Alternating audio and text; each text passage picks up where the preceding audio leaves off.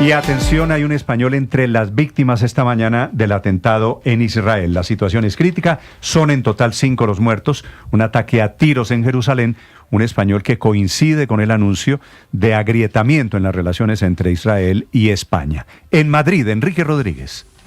Agrietamiento, aunque no ruptura definitiva. De hecho, los socios de gobierno le pedían al presidente Pedro Sánchez que rompiera relaciones diplomáticas con el gobierno de Israel. Pero, empezando por ese atentado que ha tenido lugar esta mañana y que se ha cobrado la vida de al menos 6 personas, uno de los fallecidos es efectivamente Jacob Pinto. Era un joven español de 25 años, natural de la ciudad autónoma de Melilla, uno de los territorios españoles en el continente africano y residente en Israel.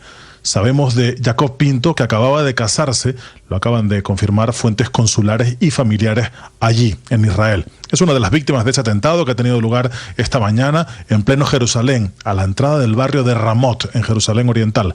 2 personas, 2 palestinos, han abierto fuego con armas automáticas en una parada de autobús y se especula también con la posibilidad de que uno hubiera entrado dentro de uno de esos autobuses. En cualquier caso, han causado la muerte a 6 personas y hay otras 11 personas heridas, la mayoría de ellas de gravedad. Hamás, la organización terrorista Hamás, en un comunicado se ha felicitado por la acción y dice que este atentado terrorista es la respuesta a la ofensiva israelí. Aquí en Europa está esta mañana Gideon Sar, es el ministro israelí de Defensa. Desde Hungría le ha dicho a la Unión Europea, a los europeos, que tienen que tomar partido entre Israel y el terrorismo.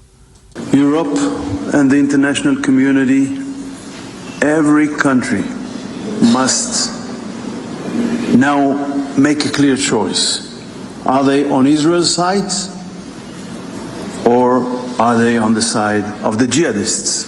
En el lado del terrorismo, en el lado del yihadismo. Y decías que tiene algo de paradójico que uno de los fallecidos sea esta mañana una persona de origen española, porque estamos viviendo también esta mañana el que seguramente es el peor momento de las relaciones diplomáticas entre España e Israel. El presidente del gobierno, Pedro Sánchez, en una comparecencia no anunciada previamente, sin ningún tipo de preguntas, en las escalinatas del Palacio de la Moncloa, ha enumerado 9 medidas en represalia contra Israel por el genocidio, así lo ha dicho, con esas palabras, genocidio que está llevando a cabo el Estado hebreo en la Franja de Gaza.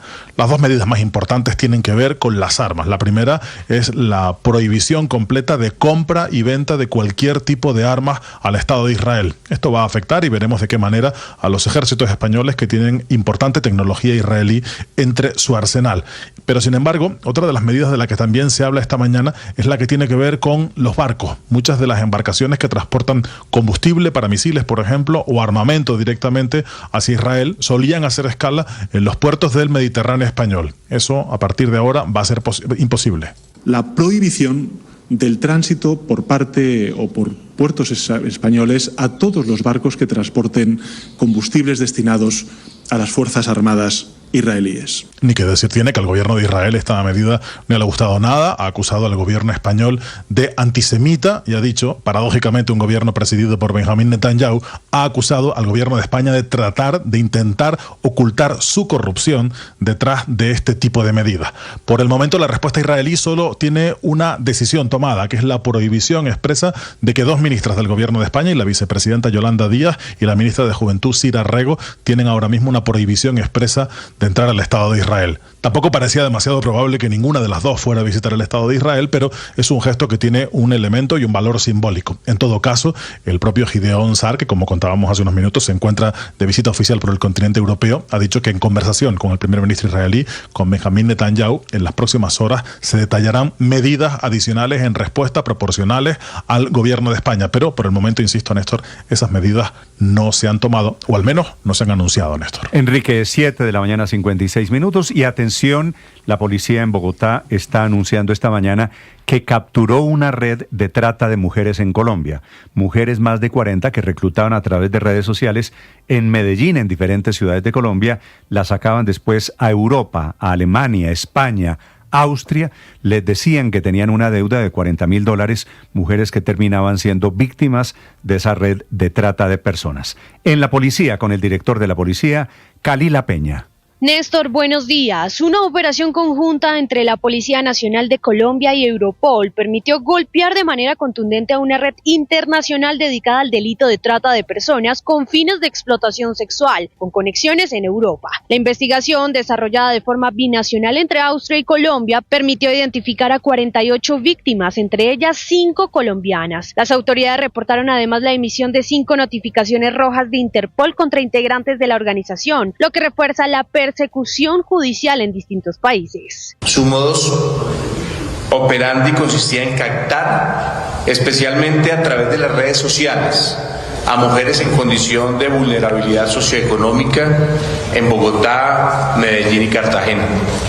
Dentro del proceso investigativo, identificamos al menos 48 víctimas. De acuerdo con los hallazgos, la estructura criminal estaba conformada por al menos 12 personas, entre estas una mujer conocida con el alias de Lesbi, quien habría reclutado a las víctimas en Medellín. A través de redes sociales ofrecía supuestas oportunidades en países como Alemania, Suiza y Austria, pero al llegar al destino, las mujeres eran sometidas a pagar una deuda impuesta de 40.000 euros, utilizada como forma de esclavitud moderna y presión económica. A muchas de ellas las obligaban a consumir sustancias psicoactivas como forma de degradación para controlar su voluntad y someterlas a este tipo de esclavitud moderna. Las investigaciones revelaron que esta red tenía rutas consolidadas hacia Europa y mantenían un esquema de control sobre las mujeres. La operación marca un paso significativo en el combate contra las mafias transnacionales que explotan a mujeres bajo la fachada de ofertas laborales.